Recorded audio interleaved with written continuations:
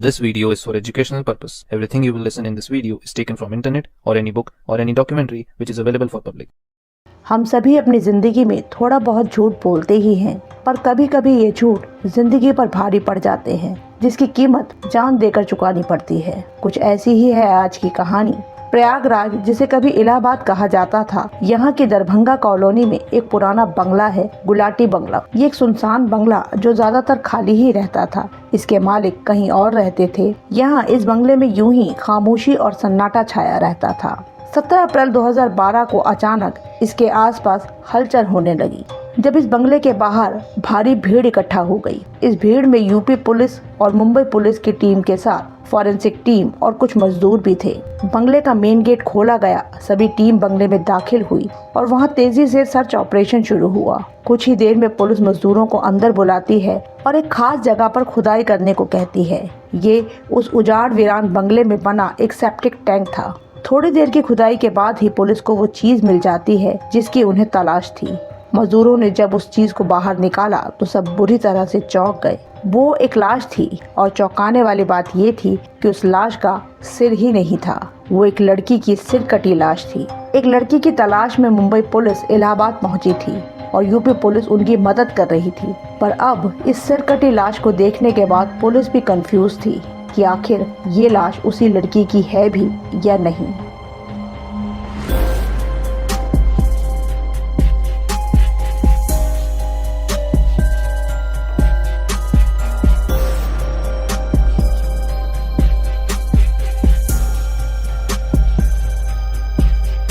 Police के लिए भी ये कहना मुश्किल था कि क्या ये उसी लड़की की लाश है जिसकी तलाश में मुंबई पुलिस इतना लंबा सफर कर इलाहाबाद पहुंची थी। और पुलिस के ऑफिसर्स ने एक कांस्टेबल को किसी को बाहर से बुलाकर लाने को कहा।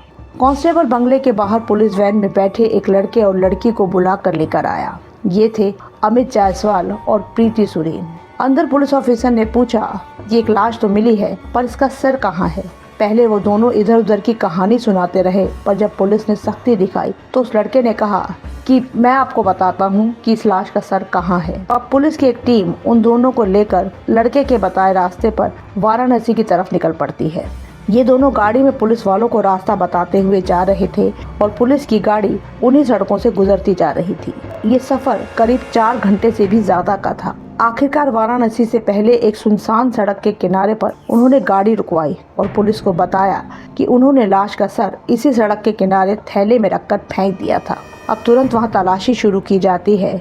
20-25 मिनट की तलाशी के बाद ही पुलिस को वो थैला मिल गया। उस थैले के अंदर एक पॉलिथीन में लिपटा लड़की की लाश का कटा हुआ सर था। सर मिलने के बाद उस अधूरी लाश को उसका चेहरा मिल चुका था और मुंबई पुलिस जिस लड़की की तलाश में इतनी दूर आई थी, उनकी वो तलाश भी पूरी हो चुकी थी। आखिर कौन थी ये लड़की और क्या थी उसके मर्डर की कहानी? चलिए हम आपको बताते हैं। इस लड़की का नाम था मीनाक्षी थापा। नेपाल की रहने वाली 24 साल की मीनाक्षी थापा के पिता ONGC देहरादून में पोस्टेड थे। मीनाक्षी की schooling renowned Doon school Dehradun से हुई थी। मीनाक्षी ने एविएशन में डिप्लोमा किया था, लेकिन शुरू से उसका झुकाव डांस और एक्टिंग की तरफ भी रहा था। इसी के चलते उसने सेंट जोसेफ डांस एकेडमी में बतौर डांस टीचर भी काम किया था। उसके परिवार में 2 भाई और एक बहन थी। एक भाई नवराज आर्मी में श्रीनगर में पोस्टेड था, दूसरा छोटा भाई अभी पढ़ रहा था और बहन की शादी हो चुकी थी। कुछ समय तक डांस टीचर की जॉब करने के दौरान ही सभी मीनाक्षी के डांस और उसकी एक्टिंग स्किल की तारीफ किया करते थे। मीनाक्षी को भी कई बार लगा कि क्यों ना मुंबई जाकर फिल्मों में ट्राई किया जाए। परिवार को भी उसके इस फैसले से कोई एतराज नहीं था। तो 2011 में मीनाक्षी भी सैकड़ों नौजवानों की तरह फिल्मों में काम करने और अपना नाम कमाने का सपना लिए मुंबई पहुंच गई, जहां उसका स्ट्रगल शुरू हुआ। एक्टिंग, डांस के साथ वो मॉडलिंग में भी अपनी किस्मत आजमा रही थी। बाकी लोगों की तरह उसका भी सारा टाइम प्रोडक्शन हाउसेस के चक्कर लगाने, ऑडिशन देने में बीत रहा था। अपनी मेहनत और टैलेंट के चलते उसे कुछ फिल्मों में छोटे मोटे रोल भी मिले। उसे मॉडलिंग के भी कुछ ऑफर्स मिले, पर ये सब काफी नहीं था। मुंबई में वैसे भी स्ट्रगलर्स की हमेशा ही भीड़ रहती है। फिल्मों में एक चांस के लिए ये लोग डायरेक्टर, प्रोड्यूसर्स और कास्टिंग डायरेक्टर्स के ऑफिस के चक्कर लगाते रहते हैं। जहाँ शूटिंग है वहाँ पहुँच जाते हैं ताकि किसी की नजर में आ सके। मुंबई में रहने खाने पीने के खर्चे के अलावा इन्हें अपने लुक पर भी काफी खर्च करना पड़ता है। कपड़े, मेकअप, जिम जैसे खर्चे करने पड़ते हैं। ऐसे में जो लोग अच्छे घरों से आते हैं वो तो यहाँ आसानी से एडजस्ट हो जाते हैं, लेकिन जो लोग छोटे शहरों से आते हैं उनके लिए यहाँ स्ट्रगल करना और सरवाइव करना बहुत मुश्किल हो जाता है। ऐसे में लोगों की आपस में जान पहचान भी होती है, ये ग्रुप्स में रहते हैं और एक दूसरे की मदद भी करते हैं। मीनाक्षी को भी मुंबई में आकर थोड़ा बहुत काम मिल रहा था। उसने 404 और शहर नाम की फिल्मों में छोटे मोटे रोल किए, कुछ मॉडलिंग के असाइनमेंट भी किए। इस तरह से मीनाक्षी का मुंबई में आराम से गुजारा हो रहा था। कुछ लोगों से उसकी दोस्ती हो चुकी थी। यहाँ देहरादून के ही रहने वाले उसके कुछ दोस्त भी थे। इसी बीच मीनाक्षी को पता चला कि फेमस फिल्म डायरेक्टर मधुर भंडारकर एक नई फिल्म बना रहे हैं। मीनाक्षी ने भी उसके लिए ऑडिशन दिया और किस्मत से उसे मधुर भंडारकर की फिल्म हीरोइन में एक ठीक ठाक रोल भी मिल गया। शूटिंग शुरू होने पर मीनाक्षी शूटिंग लोकेशन पर पहुंच गई। उसकी तरह वहां और भी लड़के लड़कियां पहुंचे हुए थे जिन्हें फिल्म में छोटे मोटे रोल मिले थे। यही मीनाक्षी की मुलाकात अमित जायसवाल नाम के शख्स से हुई, जो कई सालों से बतौर एक्टर मुंबई में स्ट्रगल भी कर रहा था, पर अभी तक उसे कोई बड़ा रोल या कोई पहचान नहीं मिली थी। यहाँ उसकी एक गर्लफ्रेंड भी थी जिसका नाम था प्रीति सुरीन। वो भी एक एक्टर और मॉडलर थी। थोड़ी देर की जान पहचान के बाद ही मीनाक्षी की अमित और प्रीति दोनों से अच्छी दोस्ती हो गई। अमित की गर्लफ्रेंड साथ होने से भी मीनाक्षी उसके साथ कंफर्टेबल थी। अमित ने उसे बताया कि वो कई सालों से मुंबई में है और कई कास्टिंग डायरेक्टर से उसकी अच्छी जान पहचान है, और प्रीति ने भी अमित की इन बातों को सच बताया। अमित ने मीनाक्षी को बताया कि वो कई फिल्मों में साइड रोल कर चुका है, वो कई अच्छे डायरेक्टर्स को जानता है, और उसने मीनाक्षी से कहा कि वो उसके लिए भी अच्छे बड़े रोल दिलवाने में उसकी मदद करेगा। मीनाक्षी उन दोनों से मिलकर बहुत खुश थी। उसे लगा कि ये दोनों उसके लिए बहुत ही काम के लोग हैं। वो अमित से काफी इम्प्रेस हो चुकी थी। वो इस चांस को मिस नहीं करना चाहती थी। जब अमित ने मीनाक्षी से उसके बारे में पूछा तो मीनाक्षी ने अपने बारे में बढ़ा चढ़ाकर बताना शुरू किया ताकि वो अपना एक हाई प्रोफाइल स्टेटस बना सके। उसने अपनी फैमिली स्टेटस के बारे में झूठ बोला कि उसका परिवार नेपाल के रॉयल फैमिली से बिलोंग करता है। शाही परिवार में फिल्मों में काम करने की इजाजत नहीं है, इसीलिए मैं यहाँ चुपचाप बिना किसी हेल्प से अकेले रह रही हूँ। उसे लगा कि शाही और रईस परिवार का बताने से उसे शायद अच्छे और बड़े रोल मिलेंगे। अब यहाँ देखने वाली बात ये थी कि इस दोस्ती में दोनों ही तरफ से झूठ बोला जा रहा था, एक दूसरे को इम्प्रेस करने के लिए और अपना हाई स्टेटस दिखाने के लिए। असल में मीनाक्षी एक साधारण परिवार से थी, उसका शाही परिवार से कोई लेना देना नहीं था। दूसरी तरफ अमित जायसवाल का भी यही हाल था। 36 साल का अमित यूपी के एक बहुत ही साधारण परिवार से था। वो शादीशुदा था और उसके 2 बच्चे भी थे। कई साल पहले काम की तलाश में वो मुंबई आ गया था। सालों के स्ट्रगल के बाद भी वो फिल्मों में कोई खास मुकाम हासिल नहीं कर पाया था। इसी दौरान उसकी दोस्ती यूपी की ही रहने वाली प्रीति सुरीन से हुई। वो भी मुंबई में मॉडल और एक्ट्रेस बनने के लिए आई थी। शादीशुदा होते हुए भी अमित और प्रीति का अफेयर शुरू हुआ। ये दोनों शादी भी करना चाहते थे, पर उससे पहले अमित का अच्छे से सेटल होना और पैसा कमाना बहुत जरूरी था। दोनों का ही फिल्मी कैरियर कुछ खास नहीं चल रहा था। कुछ दिनों की दोस्ती के बाद अमित और प्रीति को लगने लगा कि मीनाक्षी काफी पैसे वाले घर से है। उसकी बातों और रहन सहन से यही लगता था। अमित के दिमाग में भी था कि अगर किसी फिल्म के लिए पैसों की जरूरत हो और वो खुद कोई फिल्म बनाता है और पैसों की जरूरत पड़ती है तो मीनाक्षी पैसों का इंतजाम कर सकती है। दोनों ही तरफ के लोग बड़ी उम्मीद लगाए हुए थे, इसीलिए उसने मीनाक्षी से झूठ बोला कि वो कई डायरेक्टर और प्रोड्यूसर्स को जानता है, जबकि ऐसा कुछ भी नहीं था। वो खुद फिल्मों में अच्छे रोल और अपनी पहचान के लिए स्ट्रगल कर रहा था। ये सब तो उसने मीनाक्षी को इम्प्रेस करने के लिए कहा था। हर फील्ड में ऐसे झूठ बोलकर इम्प्रेस करने वाले लोग हमें मिल जाते हैं। जरूरत होती है उन्हें पहचानने की। न जाने मीनाक्षी को ये बात समझ में क्यों नहीं आई कि अगर अमित किसी डायरेक्टर या प्रोड्यूसर को जानता तो वो अभी तक स्ट्रगल ही क्यों कर रहा होता। वो अभी तक अपने और प्रीति के लिए अच्छे रोल क्यों नहीं ढूंढ पाया। दोनों ही तरफ के लोगों को बड़ी उम्मीद नजर आने लगी थी। थोड़ा वक्त बीता पर किसी को कोई खास काम नहीं मिला।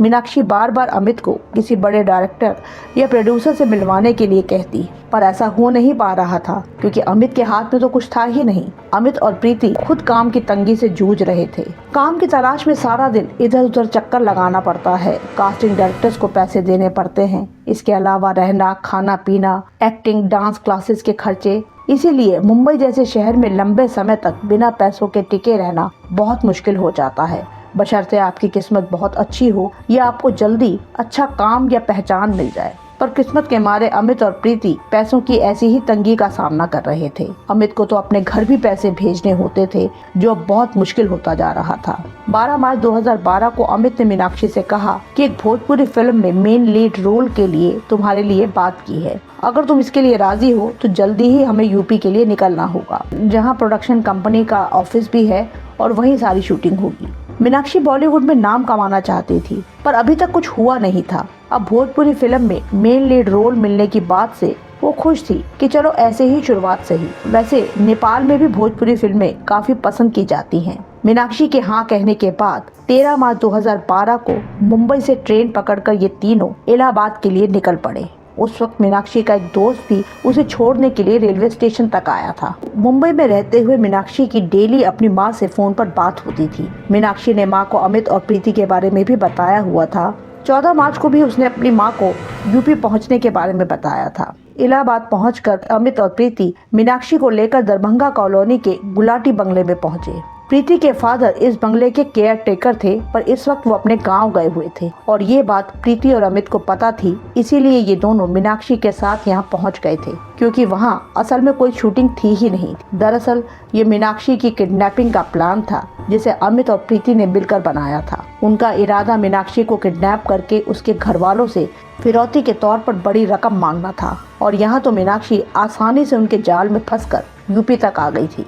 वहाँ पहुँचने के कुछ ही देर बाद मीनाक्षी को रियलाइज होने लगा कि कुछ गड़बड़ है। जब मीनाक्षी ने सवाल करना शुरू किया तो अमित और प्रीति ने उसके हाथ पैर बांधकर उसे कमरे में बंद कर दिया, उसे धमकाया और अपने घर वालों से पैसे मांगने को कहा। तब मीनाक्षी बुरी तरह डर गई और उसने अपने बारे में सच्चाई बताई कि वो किसी शाही परिवार से ताल्लुक नहीं रखती है, बल्कि बहुत ही साधारण परिवार से है।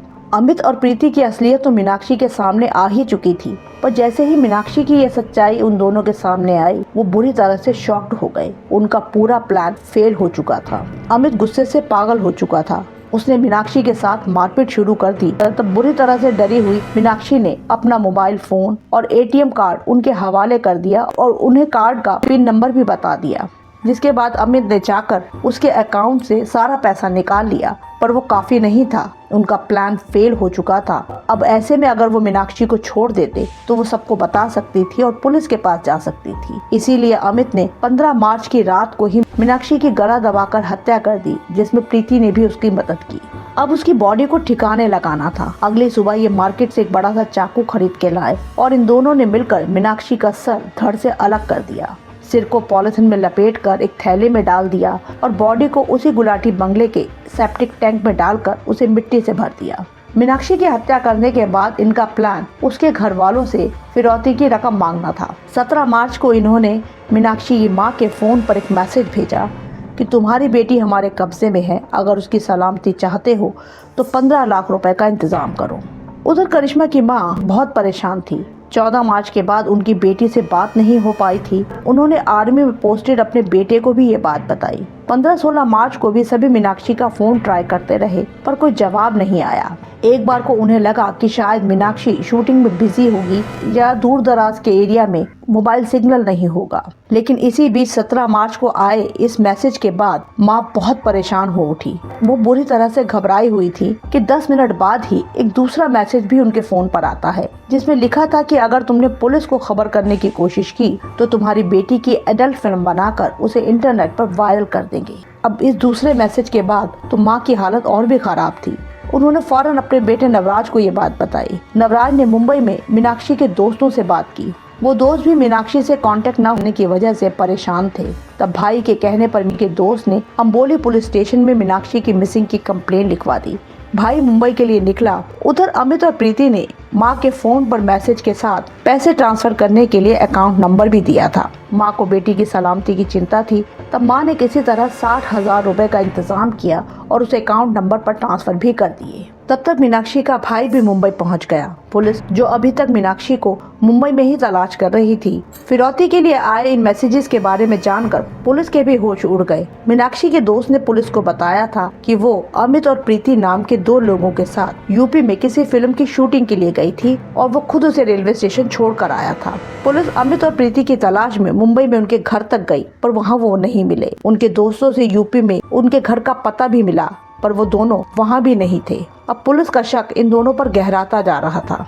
इनकी फोन लोकेशन के हिसाब से यूपी में इनकी तलाश शुरू हुई और खबरियों को एक्टिव किया गया। मार्च में मर्डर के बाद अप्रैल के सेकेंड वीक में एक टिप मिलने के बाद इन दोनों को लखनऊ में यूपी पुलिस ने अरेस्ट कर लिया। इस खबर के बाद मुंबई पुलिस ने वहां पहुंचकर इन्हें हिरासत में लिया और इनसे पूछताछ शुरू की। पूछताछ के बाद इन्होंने मीनाक्षी की किडनैपिंग और फिर मर्डर की पूरी कहानी सुनाई। जब उनसे पूछा गया कि हत्या के बाद उन्होंने लाश का सिर क्यों काटा, तो उनका कहना था कि लाश की पहचान छुपाने के लिए उन्होंने ऐसा किया था कि अगर फ्यूचर में किसी को ये लाश मिले तो इसकी शिनाख्त न हो पाए। लाश सेप्टिक टैंक में डालने और मां को फिरौती के मैसेज करने के बाद ये दोनों अपना सामान और कटे हुए सर का थैला लेकर इलाहाबाद से एक बस में सवार हुए। इस बस में अगले 4-5 घंटों तक इन्होंने सफर किया और पूरा समय कटे हुए सर का थैला ये अपने हाथ में लिए हुए थे।